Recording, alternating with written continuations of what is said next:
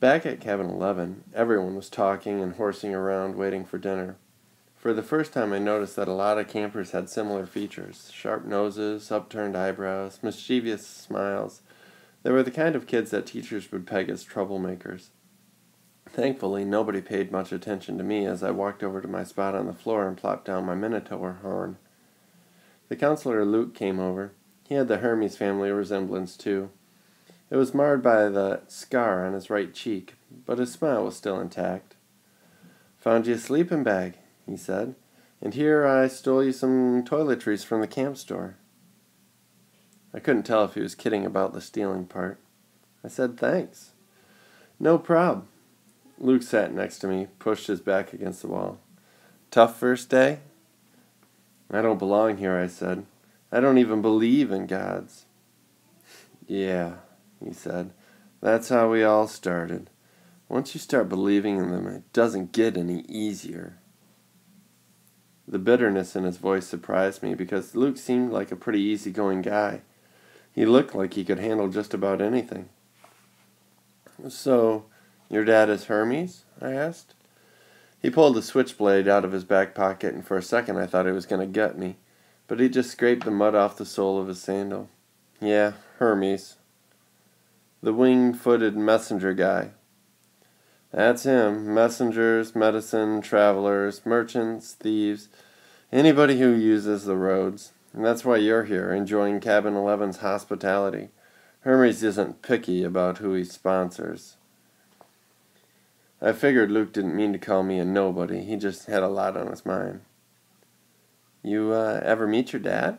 I asked. "Once." I waited, thinking that if he wanted to tell me, he'd tell me. Apparently he didn't. I wondered if the story had anything to do with how he got his scar.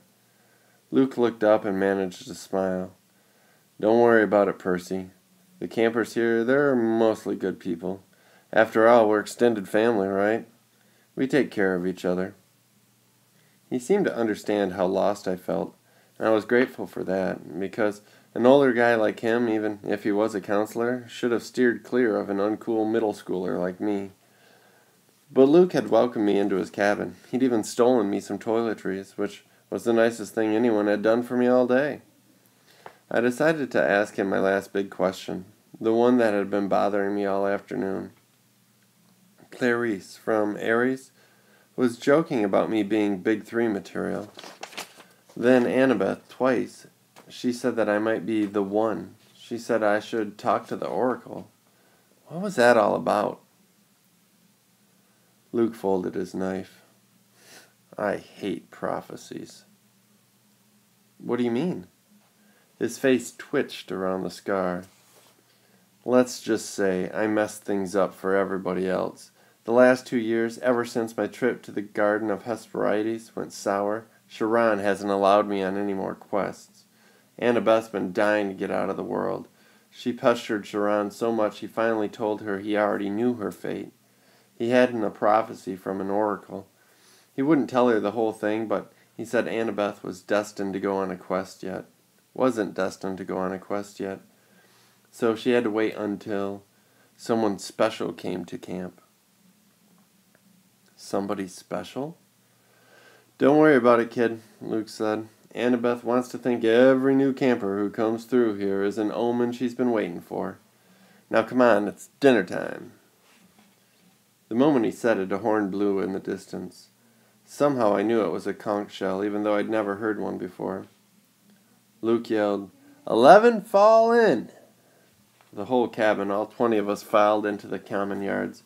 We lined up in order of seniority, so of course I was dead last. The campers came from other cabins too, except for the 3 empty cabins at the end and Cabin 8, which had looked normal in the daytime but was now starting to glow silver as the sun went down. We marched up the hill to the mess hall pavilions. Satyrs joined us from the meadow. Naiads emerged from the canoeing lake. A few other girls came out of the woods. And when I say came out of the woods, I mean straight out of the woods. I saw one girl about 9 or 10 years old melt from the side of a maple tree and come skipping up the hill. In all, there were maybe 100 campers, a few dozen satyrs, a dozen assorted wood nymphs and naiads. At the pavilion, torches blazed around the marble columns. A central fire burned in the bronze brazier the size of a bathtub. Each cabin had its own table, covered in white cloth trimmed in purple. 4 of the tables were empty, but cabin 11's was way overcrowded. I had to squeeze onto the edge of a bench with half my butt hanging off. I saw Grover sitting at table 12 with Mr. D, a few satires, a couple of plump blonde boys who looked just like Mr. D. Sharon stood at one side, the picnic table being way too small for a centaur. Annabeth sat at table 6 with a bunch of serious-looking athletic kids, all with their gray eyes and honey blonde hair. Clarice sat behind me at Aries' table. She had apparently gotten over being hosed down because she was laughing and belching right alongside her friends.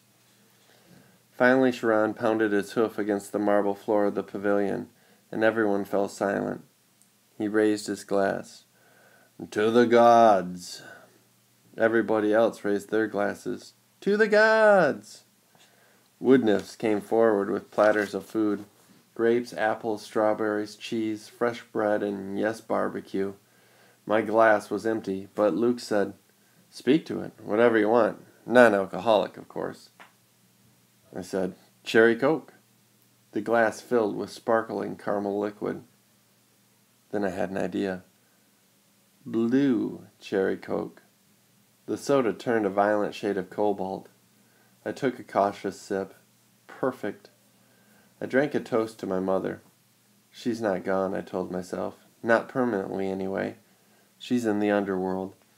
And if that's a real place, then someday... "Here you go, Percy," Luke said, handing me a platter of smoked brisket. I loaded my plate and was about to take a big bite when I noticed everyone getting up, carrying their plates toward the fire in the center of the pavilion. I wondered if they were going for dessert or something. "Come on," Luke told me. As I got closer, I saw that everyone was taking a portion of their meal and dropping it into the fire. The ripest strawberry, the juiciest slice of beef, the warmest, most buttery roll. Luke murmured in my ear, "Burnt offerings for the gods. They like the smell." "You're kidding." His look warned me not to take this lightly, but I couldn't help wondering why an immortal, all-powerful being would like the smell of burning food. Luke approached the fire, bowed his head, and tossed in a cluster of fat red grapes. "Hermes." I was next. I wish I knew what God's name to say. Finally, I made a silent plea. "Whoever you are, tell me, please." I scraped a big slice of brisket into the flames. When I caught a whiff of the smoke, I didn't gag. It smelt nothing like burnt food. It smelt of hot chocolate and fresh-baked brownies, hamburgers on the grill and wildflowers, and 100 other good things that shouldn't have gone well together but did. I could almost believe the gods could live off that smoke. When everybody had returned to their seats and finished eating their meals, Sharon pounded his hoof again for our attention. Mr. D got up with a huge sigh. "Yes, I suppose I'd better say hello to all you brats. Well, hello." Our activities director, Sharon, says that the next capture the flag is Friday. Cabin 5 presently holds the laurels. A bunch of ugly cheering arose from Aries' table. "Personally," Mr. D continued, "I couldn't care less, but congratulations. Also, I should tell you we have a new camper today, Peter Johnson." Sharon murmured something. Percy Jackson," Mr. D corrected. "That's right, hurrah, and all that. Now run along to your silly campfire. Go on." Everyone cheered. We all headed down toward the amphitheater where Apollo's cabin let us sing along. We sang camp songs and the gods ate s'mores, and we sang camp songs about the gods and ate s'mores and joked around, and the funny thing was I didn't feel that anyone was staring at me anymore. I felt that I was home. Later in the evening, when the sparks from the campfire were curling in the starry sky, the conch horn blew again, and we all filed back to our cabins. I didn't realize how exhausted I was until I collapsed on my borrowed sleeping bag. My fingers curled around the Minotaur's horn. I thought about my mom, but I had good thoughts. Her smile and the bedtime stories she would read to me when I was a kid. The way she would tell me not to let the bedbugs bite. When I closed my eyes, I fell asleep instantly. That was my first day at Camp Half-Blood.